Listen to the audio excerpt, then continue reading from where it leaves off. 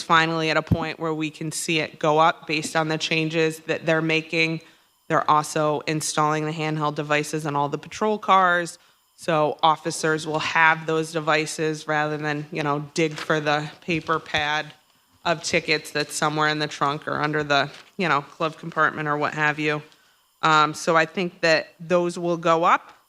And with that, right, disputes go up, revenue goes up, and you have safer, streets and neighborhoods. So I think it's another win-win. You can see the outcomes, right? The largest percentage is paid. You've got about just under 15% that's within the last 90 days. And parking, you have up until 90 days to pay or dispute, knowing that every so often in that time frame, penalties get added on. About 15% are in collections, and once you have 3 or more tickets in collections, you're eligible to be booted, and about 6% are disputed. It's a little bit lower, actually. Usually we're at the 8 to 10% rate,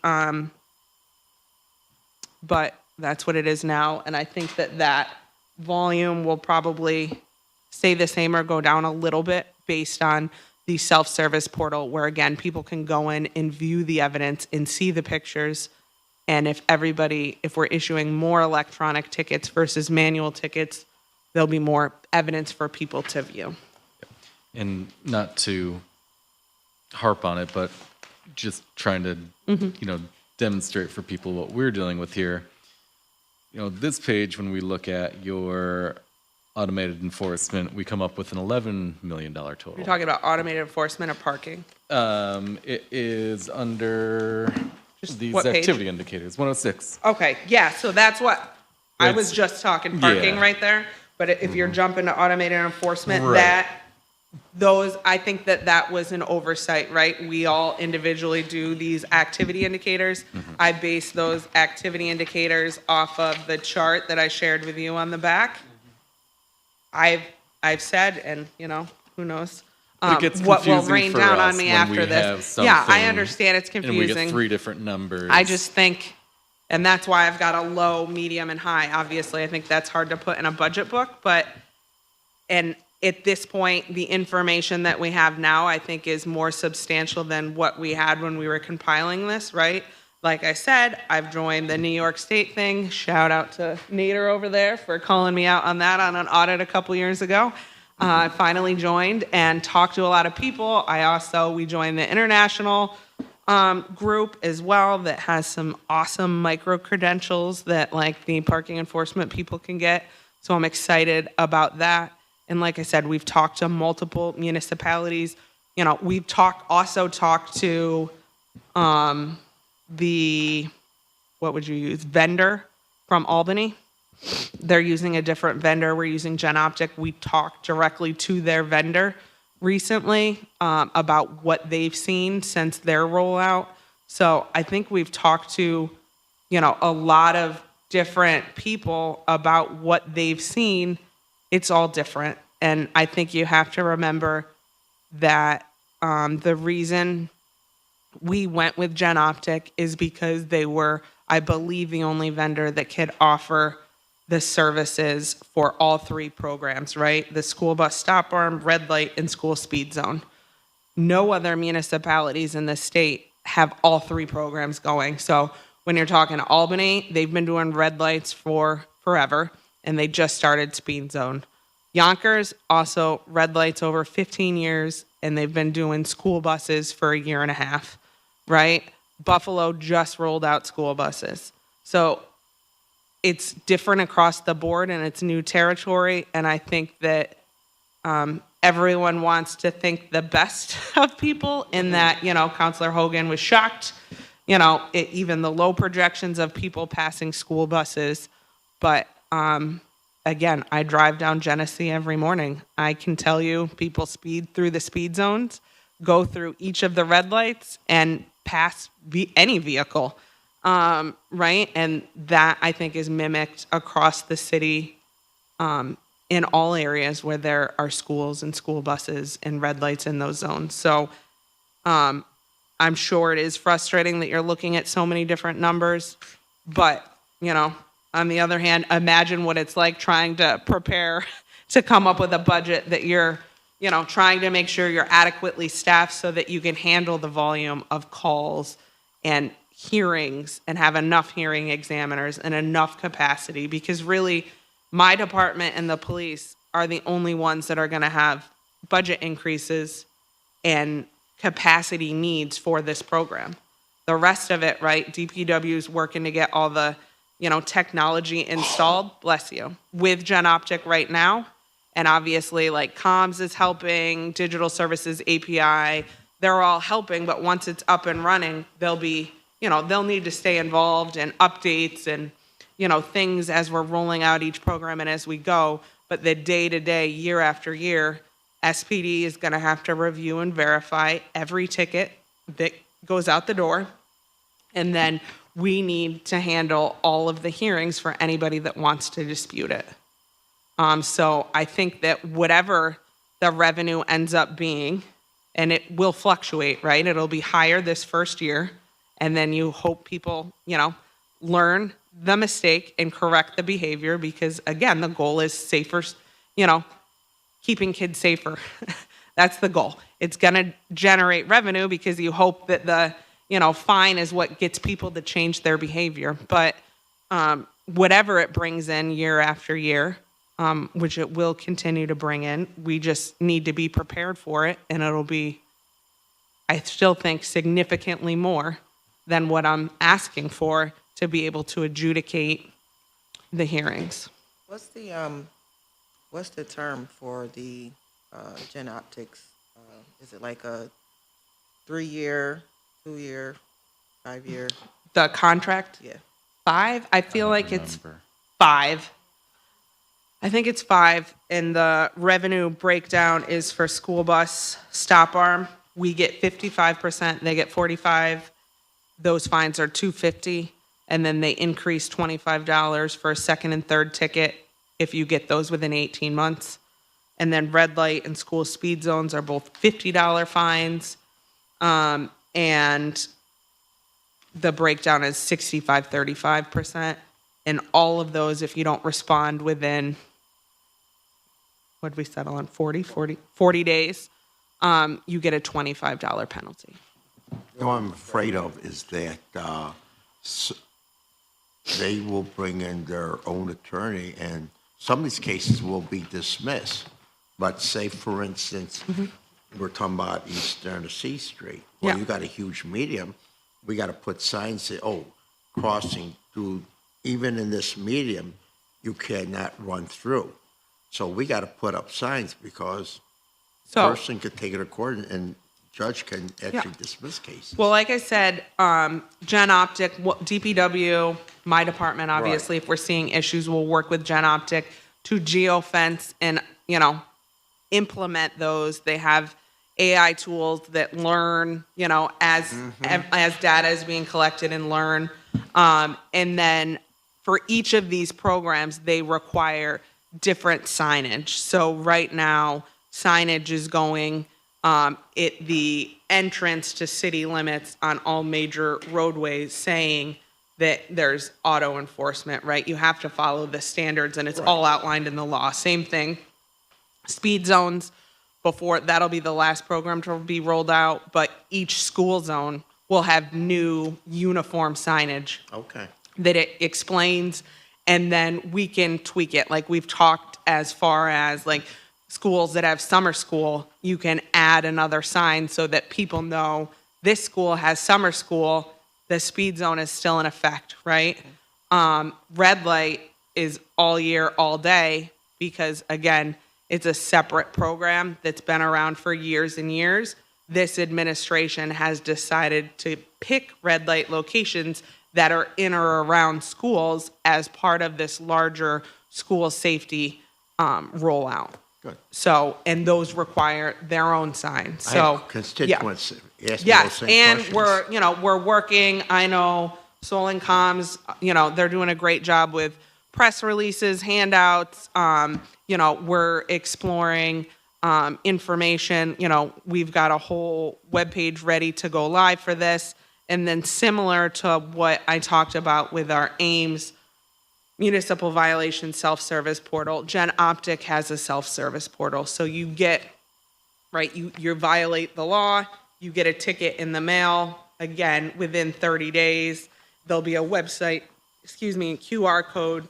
It'll take you directly to the ticket. So you can view the ticket information, whether there are videos or pictures, depending on the type of ticket you get. You can see that. And again, you'll be able to contest or pay directly through their site. These are things that are in an app? I mean, No, people- web page. I'm just saying Yeah, you but can, not everybody has the ability to get to a web. again, page. that's why we're rolling out the kiosks for those people that don't have a web page. They would come in to dispute or call our office. And if we had to, we would email or mail them a dispute form just like we do. But you would have that ability, and we just ensured that people could, while most of the payments get paid through Gen Optic, people can come into the city payment center and pay cash. Because that wasn't specifically carved out. So to ensure, we understand there's a lot of unbanked constituents so that they have that ability. You said they would get the letter within 30 days, or is that like within? The ticket, yeah. Yeah, but so then they would only have, if. Then say they if have 40 days to respond from the Oh, mailing date, yeah. 40 days after, okay. Yeah, it's from the mailing date, and it's a little bit longer than others because, again, the state carves out some time for leased vehicles, so we figured we would err on the other side of that rather than 30, like many of our other tickets. So have full 40. So I hope that kind of answered why my numbers are so different than others. For positions, this, if you look at page 108, right, I've got my deputy director. The supervisor is the only position that would be vacant right now. And again, that position didn't get cut last year, even though it was vacant. So please don't cut it this year. But I'm waiting on the county, and then, at a point where I will figure out a different title with HR if I don't get it approved. And then just asking for an additional clerk 2 and 2 additional info aides, again, anticipating a higher volume of constituents calling because they're getting tickets. The parking phone rings all day, every day. You're waiting for the county as well to determine the rate for the supervisor? The rate we had it budgeted at was around 60,000. But again, I think that them, along with our, salary benchmarks, depending on the grade. So, they would have to determine the grade. Sure. And then, it would be benchmarked based on that. But I had anticipated that as 60,000. And as I'm adding, positions, I'm trying to create room for growth within my department, right? The department's gotten pretty big over the last couple of years. I want to retain people that we've trained. We have a high volume of info aides, which is the entry-level civil service position. So we just had one apply and get promoted to an open clerk 2 position. So, we're hiring for a new info aide now. And same thing, that people have the ability to move up. And that we're retaining them within our department. Obviously, sometimes, they go to other positions in other departments, but it's really, a lot. At this point, it's a lot for people to learn all the different areas. They're essentially, a micro version of CityLine in that they're answering questions across any of the ticket areas, directing people to the proper department to correct any underlying issues, how to dispute, how to pay, where the hearings are and everything like that. So even though most, the notice that you get for automated enforcement is going to direct you to Gen Optic, to their call center, people are still going to walk in or call us. So that's why we're adding some extra positions there and asking to retain that supervisor position. And then the same thing as the prior budget, an increase in the hourly rate for the hearing examiners to be on par with the New York State assigned counsel rate, and then an increase in the number. And again, I doubled the number. I don't think I'll need 12, but if I had, like Counselor Williams said in the last hearing, if I have 6 people that can each do 2 hours a week, or one person that can do 8, it just gives me more flexibility. I don't use the hours unless we have the workload for people to do them. I saw the travel training and development is going up too, right? That's part of your, Yeah, so travel training and development, like I said, we joined the New York State Parking Transportation Association in the international partner to that. We, 2 of us went to the Albany Lunch and Learn last month. I think their fall conference is going to be in Ithaca. I think that those things are beneficial, and especially, pushing into the automated enforcement world. We need to talk and see what other places are doing. And same thing, like I mentioned, working with Finance and the Payment Center on collection mechanisms for both automated enforcement and then reevaluating those for parking, just to see, I think booting is very effective, but there's so many cool things, happening out there with parking across the board. So I think it's a good opportunity to explore those and find that. So I want to be able to, go to those conferences. I mentioned the micro credential for parking enforcement. I haven't had a chance to look at what other credentials they have, but, just making sure that our staff is staying trained, going to 1 or 2 of those conferences annually, and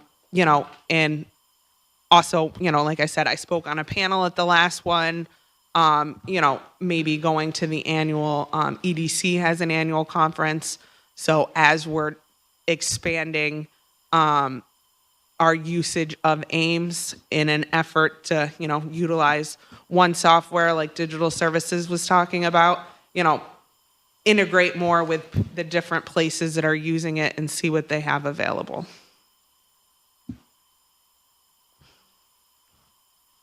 Is the clerk too, is that also a civil service line, or is that like Yeah, CSEA? that's, Okay. yeah, well, it's civil service, CSEA. both. CSEA, okay. That's what I Yep, was they're asking. both, they're all civil service, CSEA, except for the legal secretary too, is civil service, but not CSEA. And same thing, the other budget, the paralegal, civil service, not CSEA, because they're legal titles. Okay. And the SORA, is that you for SORA? So that is John Black, who is 2 days a week with me in parking, like I said, Monday, Thursday, and the other 3 days he's up in law. So because he's paid out of 2 budgets, he's on the SURA line, but that's all I have in SURA. He was a supervisor or deputy something? He falls under that supervising hearing examiner for purposes of the temporary service number, but he's not, again, he's getting paid a salary, not the hourly rate. So he actually, if you're strictly looking at the page before, he's not on there because he's SURA. And, again, I guess I'll just say with the, automated enforcement, it's been a Herculean effort with all of the departments that I previously mentioned and gave props to. We're all in regular meetings trying to, get it up and running. I think the bottom line takeaway is it's going to be more tickets than parking, which was a lot to take over a couple of years ago. So I'm excited for it. I think it makes sense that we're bringing it into the Parking Violations Bureau so that we can keep all of that revenue. But, in order to make sure that we're getting the cases adjudicated, I think we need a little bit more capacity to do that. Anyone else from the council? We good? All right. Well, Leah, thank you for your time. Thank you. Thank you, William. Entertain a motion to adjourn. Motion? so, All right. Thank you, everyone.